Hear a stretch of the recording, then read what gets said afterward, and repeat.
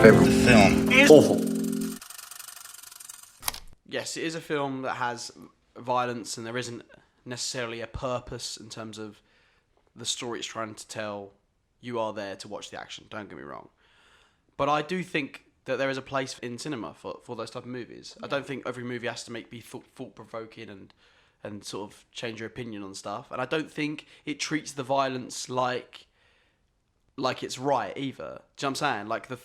Like you're enjoying to watch this guy beat up these people, but like it's still horrific when it's horrific. Do you know what I'm saying? It's still... Yeah, but also, I mean, you can see the way, because especially the way they develop the characters, that you can see when Rama's fighting, he doesn't want to.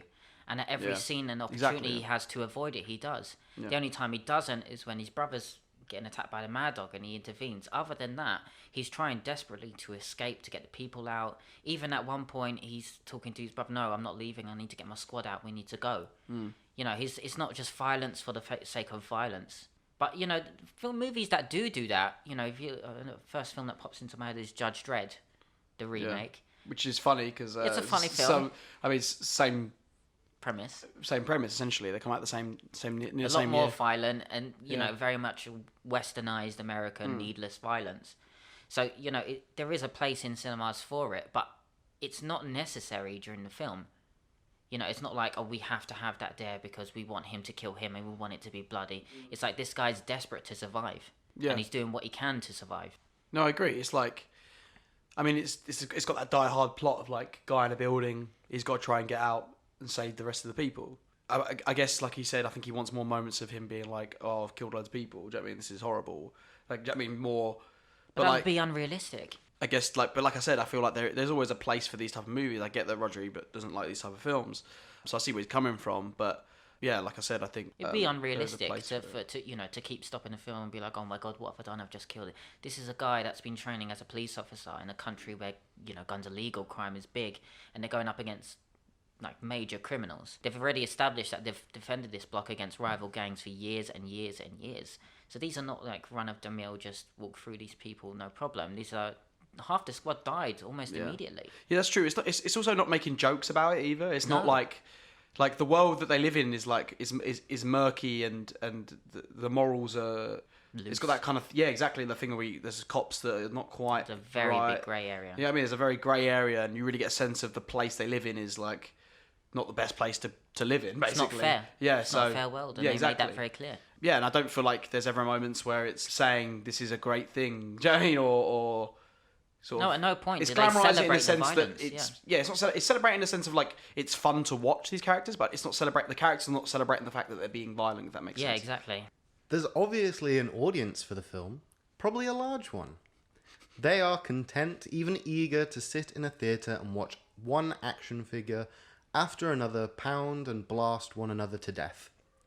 They require no dialogue, no plot, no characters, no humanity. Have you noticed how cats and dogs will look at a TV screen on which there are things jumping around? Oh, savage. It is to that level of the brain's reptilian complex that the film appeals. All right, yeah, and I'll stop there. I mean, okay, so it's clear he wants more dialogue. He wants more of a story, a more in-depth. But, you know, I'll shoot it on to another film, which is Shoot 'Em Up. Guys sitting on a bench eating a carrot. I mean, doesn't say anything for most of the film, and yet that's a magnificent film. It's simple. It's just him there doing what. I mean, I would disagree with that, but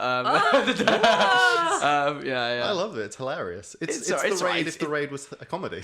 Yeah, I guess so. But they've got a very clear vision of what they want to do. Yeah, and he's gone and executed it. It's like an exploitation film, isn't it? It's like over the top. Sort of. It's not like the raid. I think the raids are very different. The raid is a much more realistic version, but you don't need tons of dialogue to be good.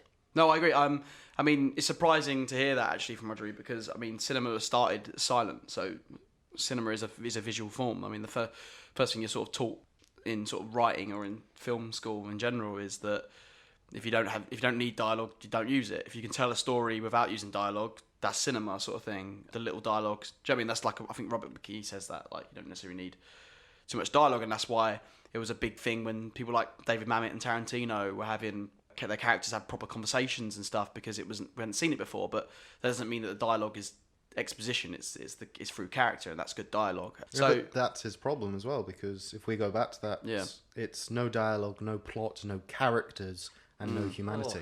Yeah, see, I understand where he's coming from. I must say, I do understand where he's coming from.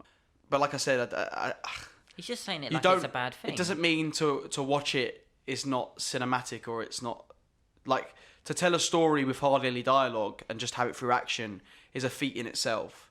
And it does tell a story. There's not a elaborate plot at all. It's not Inception. Do you know what I mean? Yeah, there's no twists and turns. It's very face value. Yeah, it's very good guy versus sort of bad guy. But then there's a murky ground in the middle as well. I do think it has stuff to say about maybe the politics of Indonesia. I don't quite know, but in terms of the murky ground, I don't know. I do think there are characters. Whether there's characters that we've seen a million times before, yeah, maybe we have, but it's not devoid of anything. It's not just senseless violence for the sake of it. I feel like. Do you know what I mean? I disagree that there's no characters. Yeah. As he said at the beginning, the first 15 minutes. In the first 15 minutes, you see this guy. He's waking up. He's training. He's got his pregnant wife. No big deal. He's saying to his dad, "Don't worry, I'm gonna get him back." A little bit of a cryptic clue. We find out his brother's there later. Fine, okay. So already, if you rewatch the film and you've already seen it and you know what happens, you can see the beginning of the film, the conflict that's in him to begin with. Yeah. Okay, and then when the sergeant's going through the plan and this is what's happening and he's interjecting, and then the sergeant's second guy is like, "Oh, actually, what are you doing? Just do your job." It's already establishing a group of these people and what they're like. So to say that there's no characters is just bullshit. Yeah, I mean, and also like you as an audience, you're emotionally invested in that. Like it's not we're just sitting there watching, like you said, cats and dogs jumping around or whatever he said. Is he gonna die? Oh, okay. Whatever. Yeah, it's like we are invested in, as much as the characters might not be the most complex characters. We are invested to see these characters survive, and we're invested in the fact that also at first it seems that everyone's sort of against Rammer a little bit on the squad, like on the sort of SWAT team. They don't really. You're the rookie. Be quiet. You're the do rookie. Your job. Yeah, like we were immediately as an audience we root for him because he's on the back foot constantly. He's the little guy, we want to support him. So it's not a film that's devoid of emotion in terms of the audience just watching it and being like, "Oh, look at all this action fight scenes." Like you're invested emotionally because you don't want to see this character, you don't want to see this character die. You want to see him succeed and. Yeah, and that's even before we get to the bad guys. Yeah. Yeah, I mean, you look at the big boss of the building, Tama. I mean, the first scene, he's just sitting there eating noodles, chilling. He's got his two lieutenants there. It's very well done. Slowly zooming in. The cinematography of that scene alone is perfect. The way that he just starts shooting people and then he fails at the last guy. Hold on to this gun. And already you're thinking, Christ alive, this guy is like... Don't joke around, but he's so professional about it. Yeah, and he pretends he doesn't have any bullets in his drawer so that he can beat the guy with a hammer. Like. But even the moment he sees the hammer, the victim, he's sharpening forward. He's like breathing heavily, and you're like, "Crap, this guy's panicking." Yeah, exactly. It's just terrifying, and I think, like you said, the character might not be in depth, but a lot of the characters have charisma. The villain, he's charismatic. He's very. You remember him specifically, I think all these problems, that Roger Ebert has with this one, I think Gareth Evans addresses them in the second one a bit more. Oh, for sure, yeah. Yeah, but I like the fact that it's very simple survival horror. People in a building, they've got to get out, and that's the thing. It's like a horror movie. That's one thing. Yeah, it almost is. That's one thing. Like it's horrifying. The violence isn't. It's not nice to watch. It is horrifying when people are getting mowed down. Kids are being shot. Because they're shooting alarms. First death is some little kid getting shot in the neck. And it's not making fun of that at all. No, it's when you see that, you're not like, "Oh crap, he just killed a kid." Oh yeah, fantastic, it's about to happen. Yeah, no. You're like, "Oh my god, I'm kind of worried now." Yeah, exactly. I'm feeling very tense. Yeah, I'm very very anxious. Yeah, and it's like, who's the good guy, who's the bad guy in that moment? Because like the police just shot a kid. But fair enough, that kid's going to set an alarm on. Kid's working for drug dealers. And that's the he's thing. In that building. It's this murky ground, and that stuff happens. There's places in the world where kids are forced to do those types of things, and cops are put in that situation. And again, I think I'll say again, the score for the film helps you through each scene, and helps you build up the tension and the anxiety and what is going to happen. The bit when you just see the shadows of the guys when they're on the banister and they first crawl down. Crawling down the banister and they're just checking to see if anyone's noticed them and no one's there yet. And you just see the light shine over where the guys on the banister above have got the guns.